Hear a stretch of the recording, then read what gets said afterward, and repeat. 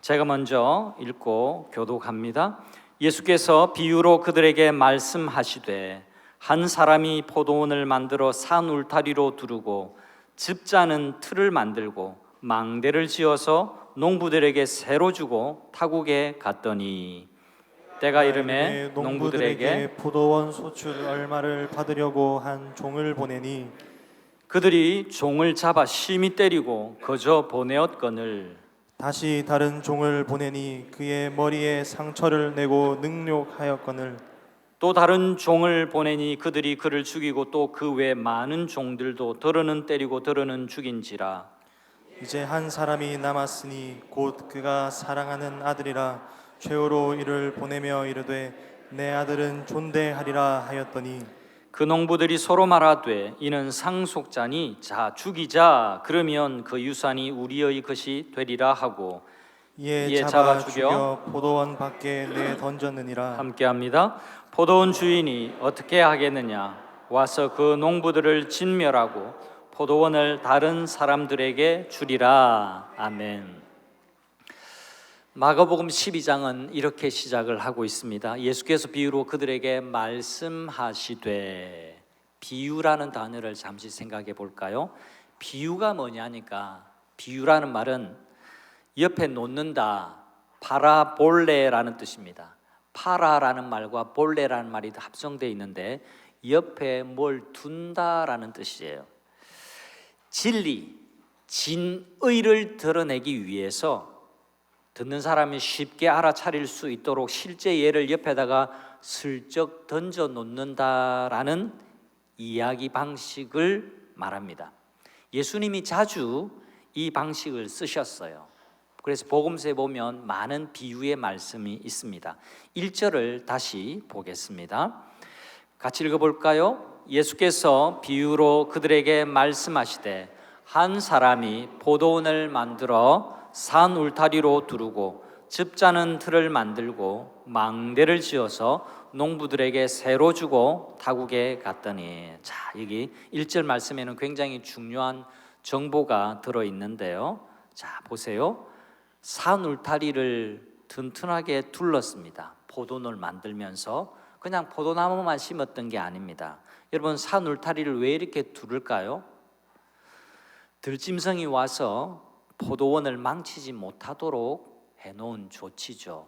여러분들도 지금 텃밭을 가꾸고 계신 분도 없잖아 있으실 텐데, 텃밭을 그냥 두면 그냥 텃밭이 되는 게 아니라 고라니 사료 먹이장이 되고 멧돼지 먹이가 되는 겁니다. 실컷 다 키우고 고라니가 다 뜯어먹고 들짐승이 다 뜯어먹는 거죠. 그렇게 하지 못하도록 때로는 이렇게 거물을 치고, 또 여기 있는 본문처럼 텃밭에 이렇게 울타리를 치는 경우, 또 농사를 많이 하는 분은 더 크게 그 피해가 나지 않도록 그렇게 하는 경우가 많이 있습니다. 자, 이렇게 산 울타리를 둘렀다라고 하는 것은 제대로 이제 수확을 거둬 보겠다라는 의지를, 주인의 의지를 엿볼 수가 있습니다. 그리고 또 즙을 짜는 틀, 포도즙을 따는 틀을 만들어 놓았습니다. 이건 포도 수확을 기대했다라는 말입니다. 그냥 포도가 나도 그만 안 나도 그만, 이게 아니라 포도 농사의 진심이었다라는 것을, 그 열정을 볼 수가 있습니다. 또 외부 침입에 대비해서 높은 망대도 세웠어요. 이 망대는 우리나라 원두막이라고 생각하시면 되는데 원두막보다 더 높습니다. 원두막에서 이렇게 밭을 보는 거잖아요. 또 이 망대에는 이렇게 수확물을 이렇게 쌓아 놓을 수 있는 저장고 역할도 하게 됩니다. 그리고 난 다음 주인에게 외국으로 나가야 할 사정이 생겼습니다. 그래서 몇 농부들에게 이 포도원을 맡기고 세를 받기로 했습니다. 시간이 흘렀습니다. 농장의 시간이 흐르면 이제는 수확물이 생기게 마련이겠죠. 포도를 수확할 때가 되었을 때에 주인은 세를 받으려고 종을 자기의 포도원에 보냈습니다. 그랬더니 농부들이 주인의 종을 엄청나게 두들겨 패고 새는 한 푼도 내지 않았습니다. 어리둥절한 주인은 다시 한번 다른 종을 보냅니다. 그랬더니 이번에는 얼마나 때렸든지 머리에 구멍이 날 정도로 막 돌아올 때 막 기부스하고 돌아오고 막 이런 일이 생겨 버렸습니다. 그러나 주인은 포기하지 않고 또 다른 종을 보냈는데 이번에는 이 사람들이 주인이 보낸 종을 더 때리고 심지어는 죽이기까지 했습니다. 황당한 주인은 아들을 보냈습니다. 왜? 아들과 나는 동격이니까. 종은 종이라서, 이 비서들은 비서라서 그랬다 할지라도 내 아들은 나와 동격이니까 내 아들만큼은 이들이 어떻게 하지 못할 거다, 그렇게 생각을 했던 거죠. 그래서 아들을 보냈지만 웬걸요? 농부들은 다 같이 마음을 합쳐서 아들을 죽여버렸습니다. 이게 이 이야기의 내용입니다. 여러분, 이 이야기를 읽으면서 여러분 어떤 생각이 드셨어요? 아니, 예수님이 지금 만들어주신 이 얘기가 너무 전개가 너무 극단적이라는 느낌이 들지만, 여러분, 이 이야기는 실제 가능한 이야기고 실제로 그 당시에 벌어졌던 일들이라는 사실을 우리는 알아야 됩니다. 당시 법에 농부가 그 누구에게 세를 바치지 않고 3년 동안 농사를 지으면 그 땅은 무연고의 땅으로 인정을 받고 그 땅에 실제로 농사를 지은 사람의 것이 되었습니다. 그래서 농부들은 바로 이것을 노리고 세를 바치는 것을 거부했던 겁니다. 이 비유의 마무리는 이렇습니다. 역시 같이 한번 읽어볼까요? 띄워주시고, 이에 잡아 죽여 포도원 밖에 내던졌느니라. 아들을 죽였다 이 말입니다. 주인이 어떻게 하겠느냐? 와서 그 농부들을 진멸하고 포도원을 다른 사람들에게 주리라. 여러분, 8절 이에 잡아 죽여 포도원 밖에 던졌느니라, 이건 지금 예수님 마지막 일주일을 보내시고 계시는 거거든요. 예루살렘에 들어가서 십자가에 못 박혀 죽으시고 성문 밖에 십자가에 죽으시는 그 장면을 떠올리게 합니다. 하나님의 아들이신 예수님이 예루살렘에 갔지만 이 예루살렘 사람들이 이 아들을 잡아 죽이는 일을 앞두고 예수님께서 이 비유의 말씀을 하고 계시는 거예요. 자, 이렇게 오늘 우리가 읽었던 포도원 농부, 포도원 주인, 포도원의 비유 이야기가 이만큼 있습니다. 이 이야기는 하늘에서 갑자기 툭 떨어진 게 아니에요. 이 이야기가 나오게 된 배경이 있고 이 이야기 다음 이야기가 있습니다. 그래서 연결되는 이야기라는 겁니다. 자, 여러분, 이게 어떤 구조냐니까 샌드위치 구조로 지금 이 성경이 기록이 되어 있습니다. 이 포도원 비유 앞뒤로 이 포도원 비유 이야기를 왜 하시는지에 대한 설명이 이 전체적인 성경 안에는 있습니다. 바로 앞에 무슨 일이 있었냐 하면 예수님이 성전에 오셔서 돈 바꾸는 자들의 상을 뒤엎으시고 성전에서 매매하는 사람들을 쫓아내셨어요. 그리고 채찍을 들으셔서 짐승을 막 때려서 밖으로 나가게 하셨습니다. 예수님이 이때만큼 분노하신 적도 없어요. 과격한 모습을 예수님 보이시기까지 했습니다. 그래서 예수님께서 중요한 한 말씀 하셨습니다. 성경에 내 집은 만민이 기도하는 집이라고 성경이 그렇게 말씀하고 있는데도 너희들은 기도하는 집을 강도들이 모여서 작당하는 소굴로 만들었도다 라고 하고는 예수님께서 방금 말씀하신 성전을 정결케 하시는 이런 일을 행하셨습니다. 이 일로 한바탕 소동이 벌어진 거죠. 그러나 권력자들, 그러니까 이 일에 관계가 있던 대제사장들, 바리새인들이 어떻게 대응하지를 못하고 이때부터 예수를 어떻게 하면 죽일까라고 계략을 짜기 시작했습니다. 그리고 대제사장 서기관들이 예수님을 찾아와서 이렇게 말합니다. 따지는 거죠. 도대체 당신은 무슨 권위로 이런 일을 하는 거요? 우리가 임원들 아니요, 우리가 이 성전을 관장하는 우리가 대제사장이고 서기관들이고 바리새인 아니요, 당신은 도대체 무슨 권위로 이런 일을 하고 있어? 여러분, 이 질문이 중요해요. 왜 이렇게 물을까요? 자기들이 주인이라는 겁니다. 성전에서 벌어지는 모든 일에, 성전에서 벌어지는 모든 이익들, 성전에서 떨어지는 모든 이 수확들은 우리 건데 너는 도대체 누군데 건들고 있냐, 이런 시비인 겁니다. 종교 지도자들은 자기들이 성전의 주인이라고 생각을 했기 때문에 그렇습니다. 그리고 포도원 비유를 주세요. 그리고 포도원 비유 이야기 다음에 대제사장, 서기관들, 바리새인들이 예수님을 곤경에 빠뜨리려고 시험, 올무를 놓으려고 질문을 가지고 찾아오는 이야기가 이어집니다. 바리새인들과 헤롯 당원들이 연합해서 예수님께 찾아와서 질문을 했습니다. 이 상황 자체가 굉장히 아이러니합니다. 여러분, 헤롯 당과 바리새인들은요 어떤 사람들이냐니까 오늘 말하면 기호 1번과 기호 2번이에요. 무슨 말인지 잘 모르시나요? 빨간색 잠바 입은 사람하고 파란색 잠바 입은 사람이에요. 상극인 겁니다. 같이 할 수 있는 사람들이 아니에요. 자, 바리새인들은요 민족주의입니다. 오로지 우리는 유대, 하나님, 우리 민족 이렇게 하는 사람들이고요.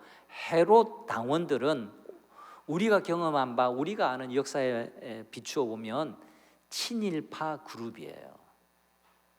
이름도 헤롯 당이잖아요. 헤롯 당. 로마에 빌붙어서 로마와의 정부에 발 맞춰 주는 사람들이라는 뜻이에요. 이 사람들이 연합해서 예수님께 찾아왔습니다. 그리고 질문을 합니다. 가이사에게 세금을 바치는 것이 옳습니까? 가이사에게 세금을 바쳐야 되겠습니까? 안 바쳐야 되겠습니까? 여러분, 예수님이 바쳐라 해도 문제가 되고 안 바쳐도 된다라고 해도 문제가 됩니다. 왜 그럴까요? 바치라고 하면 바리새인들이 득달같이 달라들 겁니다. 우리 하나님은 유일하신 하나님인데 가이사에게 세금을 바치니 가이사가 하나님이 아닌데 라고 백성들의 지지를 받고 있는 신앙적인 추앙을 받고 있는 예수님을 끌어내리기 충분합니다. 그리고 예수님께서 가이사에는 안 되지, 우리는 하나님만 섬기는 사람들이지 라고 대답하면 반체제, 반정부주의자라고 공격하고 또 로마의 죄를 물어서 잡아가려고 했던 그런 계략이 그들에게 숨어 있습니다. 예수님께서 너무너무 지혜롭게 답변을 하셨습니다. 너희 중에 동전을 가지고 있는 사람은 가져오라, 그렇게 합니다. 데나리온 하나를 가져왔는데, 여러분 우리 화폐도 그렇지만 옛날에는 이 당시에 로마가 통치하는 나라에는 가이사의 얼굴이 동전에 그려져 있습니다. 이 동전에 누가 그려져 있느냐? 가이사가 그려져 있습니다. 그러면 이 동전은 가이사의 것이겠네? 가이사의 것은 가이사에 돌리고 하나님의 것은 하나님께 바쳐라. 너무나 절묘한 답변의 말씀입니다.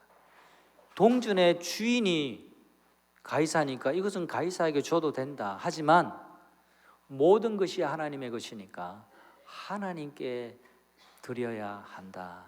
그렇게 답변을 하셨습니다. 이뿐만 아니라 사두개인들도 부활을 안 믿으니까 이 부활의 문제를 가지고 또 예수님께 시험하는, 궁금해서 진리를 알고 싶은 마음으로 질문한 게 아니라 또 질문을 했습니다. 자, 시간이 가니까 이 내용은 생략을 하도록 하겠습니다. 여러분, 이 비유 이야기 다음에 줄줄이 예수님을 곤란하게 하고 시험하는 잘못된 의도를 가진 이야기가 나옵니다. 여러분, 이렇게 포도원 이야기, 포도원 비유는 이 중간에 위치하고 있어요. 마치 샌드위치처럼. 자, 포도원 이야기에 다시 한번 주목해 볼까요? 포도원 주인은 누굴까요? 하나님입니다. 세를 받으러 보내었던 종들은 하나님께서 그 백성들에게 계속해서 보냈던 좋은 선지자들입니다. 주인이 보낸 아들은 예수님을 의미합니다. 농부들은 그러면 누굴까요? 바로 종교 지도자들입니다. 더 넓혀서 말하면 이미 하나님을 믿는다라고 하는 유대인들을 의미합니다. 먼저 믿고 잘 믿는다라고 하는 사람들을 뜻합니다. 너무나 명확해, 그 의미가 너무나 명확해서 이 비유의 말씀을 들었던 그들도 알아차릴 만큼 그 의미는 분명했습니다. 12절 말씀에 보니까 그들이 대제사장들 바리새인들입니다. 예수의 비유가 자기들을 가리켜 말씀하신 줄 알고 잡고자 하되 무리를 두려워하여 예수를 두고 가니라. 자기들을 두고 하는 말씀이라는 것을 자기들이 찔려서 알아차렸다라는 겁니다. 그러나 그들은 알아는 차렸지만 그 말씀 앞에 엎드리지 않습니다. 그 말씀이 주는 교훈은 받아들이지 않습니다. 거부했습니다. 그들은 끝내 포도원 주인이 보내신 아들 예수님을 받아들이지 않았습니다. 성도 여러분, 이 비유에서 우리에게 주신 하나님의 메시지가 무엇일까요? 그들만의 이야기일까요? 아닙니다. 우리의 이야기이기도 합니다. 여러분 잘 보세요. 농부들의 문제가 어디에서 시작되었을까요? 농부들이 게으름을 피운 것도 아니에요. 일을 제대로 하지 않은 것도 아닙니다. 수확이 낮기 때문에. 농부들의 문제는 다른 게 아니라 주인의 것을 자기들의 것으로 만들려고 하는 데서부터 시작이 되었습니다. 하나님과 약속한 백성들의 지도자들의 모습도 이랬습니다. 만민이 기도해야 할 집, 하나님을 섬겨야 할 성전을 자기들의 이익의 수단으로 바꾸었고 자기들의 것으로 만들었습니다. 여러분 중에 이렇게 생각하실 수 있어요. 나는 여기 등장하는 농부들, 다시 말해서 바리새인도 아니고 서기관 같은 종교 지도자가 아니니까 이 이야기와 별로 상관이 없다라고 생각하면 안 됩니다. 사실 우리 모두의 이야기입니다. 이 얘기가 바로 나를 향해서 주시는 하나님의 메시지라는 사실을 기억하셔야 됩니다. 몇 가지 짧게 여러분에게 중요한 신앙의 핵심 개념, 단어를 여러분이 좀 설명을 드리려고 합니다. 여러분, 죄가 뭐라고 생각하세요, 여러분? 죄라는 단어 익숙하죠? 죄라는 단어를 모르는 사람은 없을 겁니다. 죄가 뭘까요? 여러분은 죄를 뭐라고 생각하고 있습니까? 죄는요, 그 뿌리가 있습니다.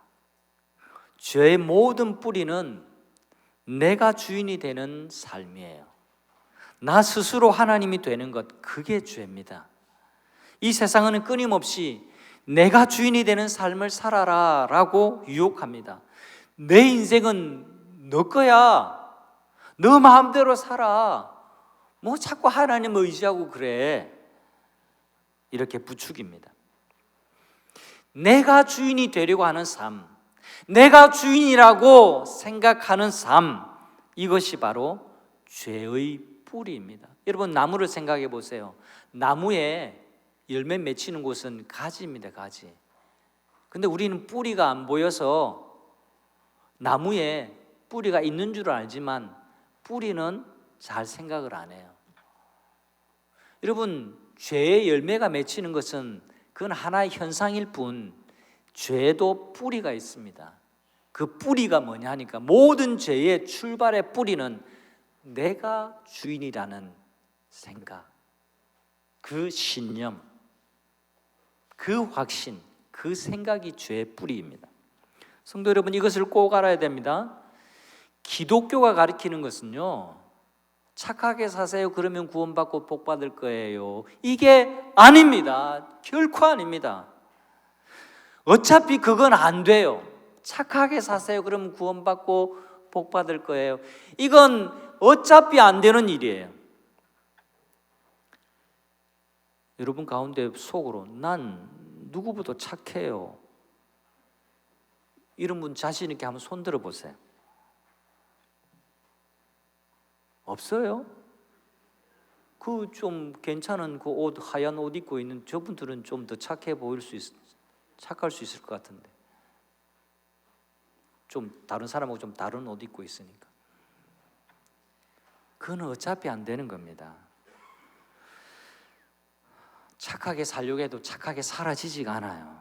사람들은 항상 기준을 하향평준화합니다. 그래서 좀 착하다는 개념도 늘 나보다 좀 더 악한 사람과 비교해서 내가 착하다라고 생각합니다.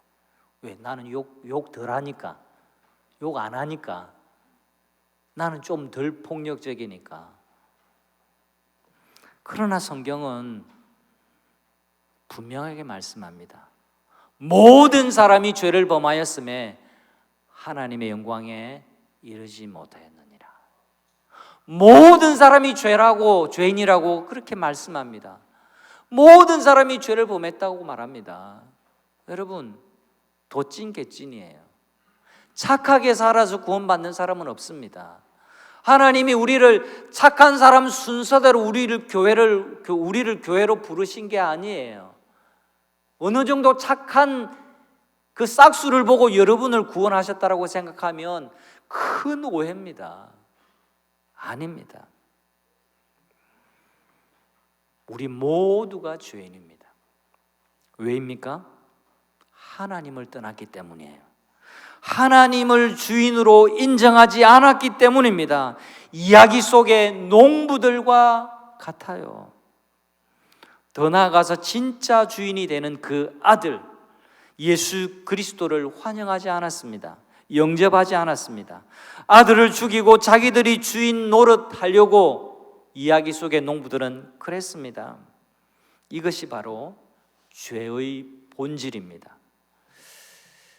죄는요, 내가 주인이 되고 싶어 하는 마음이에요. 이게 죄입니다. 이 죄를 회개해야 됩니다. 우리가 회개한다라는 것은요, 조금 슬퍼하고 뉘우치고 후회한다는 의미가 아닙니다. 회개한다라는 것은 자아가 깨지는 겁니다. 내가 주인의 자리에서 제 위치, 종의 자리로 내려오는 겁니다. 그게 회개입니다. 이야기 속에서 표현하자면 주인에게 합당한 세를 바치는 겁니다. 그게 회개예요. 자, 그러면 믿음이 무엇일까요? 자, 죄가 뭔지 제가 설명드렸습니다. 회개가 무엇인지 제가 설명드렸습니다. 이제 그러면 믿음에 관해 생각해야 됩니다. 믿음이 무엇일까? 믿음은 하나님이 계신가 안 계신가 중에서 하나님이 계신다는 쪽에 손을 드는 차원이 아니에요. 나는 하나님이 계신 줄 믿으니까 예배하죠. 그러니까 나는 믿음이 있죠. 그게 믿음의 핵심이 아닙니다. 자, 야고보서 2장 19절 굉장히 중요한 구절인데요. 같이 읽어봅니다. 내가 하나님은 한 분이신 줄 믿느냐? 잘하는도다. 귀신들도 믿고 떠더니라. 아멘.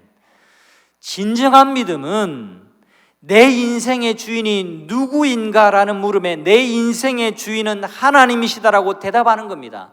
하나님이 계신가 안 계신가? 나는 계신다라고 믿는다. 이게 믿음의 본질이 아니에요.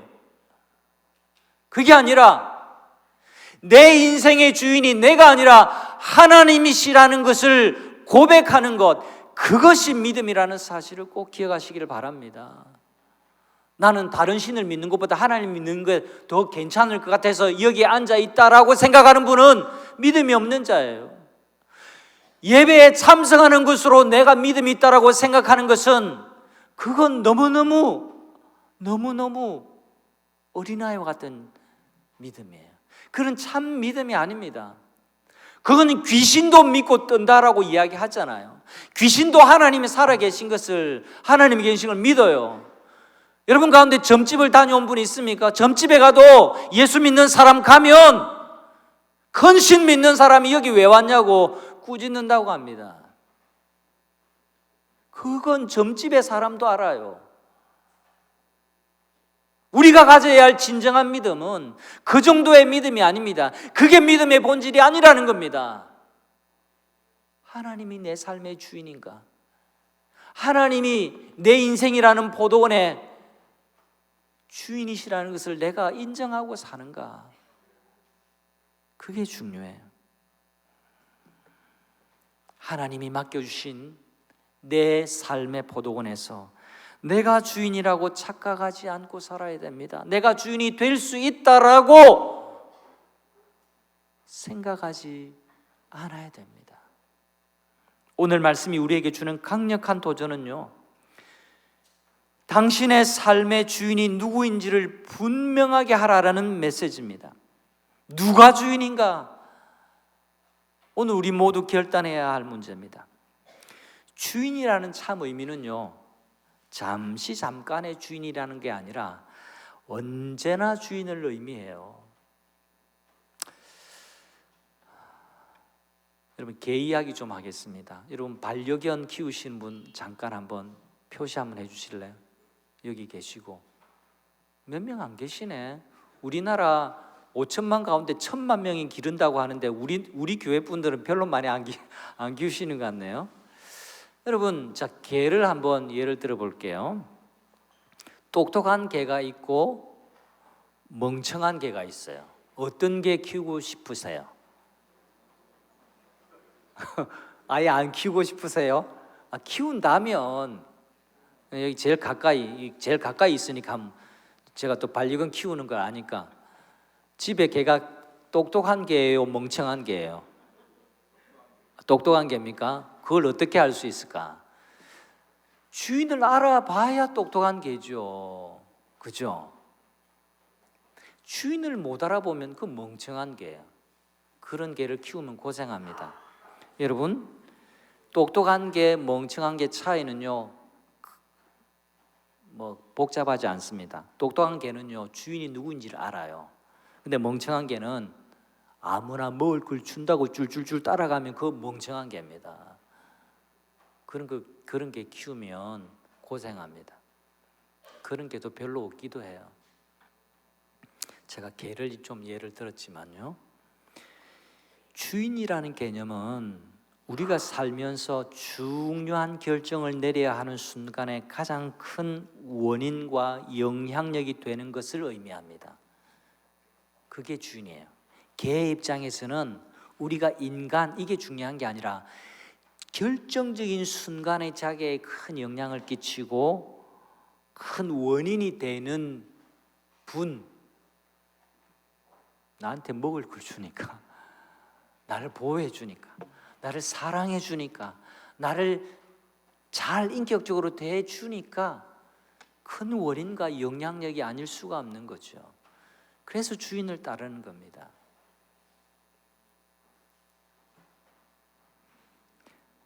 여러분 가운데 돈이 내 인생의 모든 것을 결정한다라고 생각하는 사람은요, 돈이 주인이 됩니다. 돈이 가장 큰 원인과 가장 큰 영향력이거든요. 힘과 권력이 가장 중요하다라는 가치를 가진 사람은요, 힘과 권력이 그 사람의 주인입니다. 여러분, 이제 4월 10일로 투표할 때 잘 분별하십시오. 이 나온 사람이 정말 우리 지역 주민들, 지역 사회를 잘 섬기려고 하는 사람인지, 아니면 뭐 배지를 다는 그 권력과 그 힘이 자기 주인이 되려고 하는 사람인지 잘 분별해서 투표하시기를 바랍니다. 내 똑똑함과 내 실력이 내 인생의 모든 것을 결정한다라고 생각하는 사람은요, 내가 주인이에요.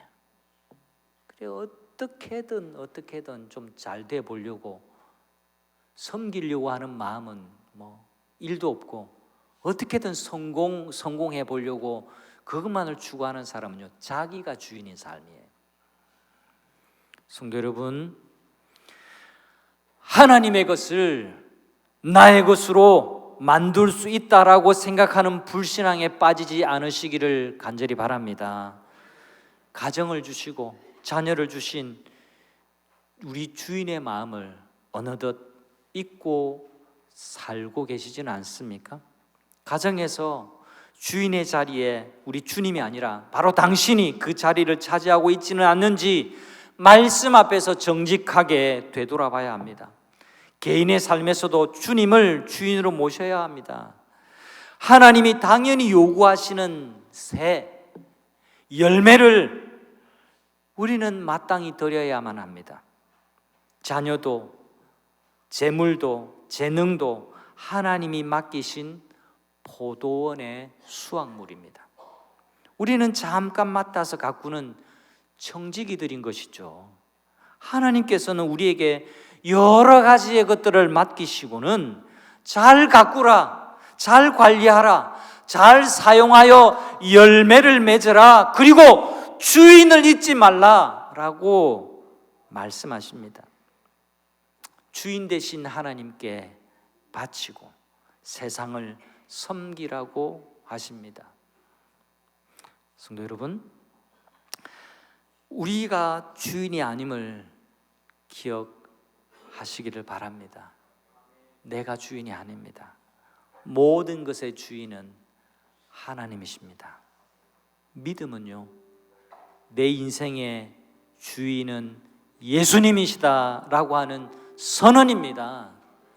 하나님 계시죠? 라고 단순하게 고백하는 것이 아닙니다. 하나님이 보내신 아들을 영접하고 그를 믿는 것, 이것이 믿음입니다. 내 인생의 주인이 예수님이십니다. 이 선언을 하고 삶의 모든 영역에서 예수님을 주인으로 삼고 하나님 앞에 마땅히 돌려야 할 영광, 세를 드리는 청지기의 삶을 살아가는 성도님들이 되시기를 주님의 이름으로 축복합니다. 아멘. 우리 함께 이 고백을 담아서 찬양을 올려드리기를 원합니다.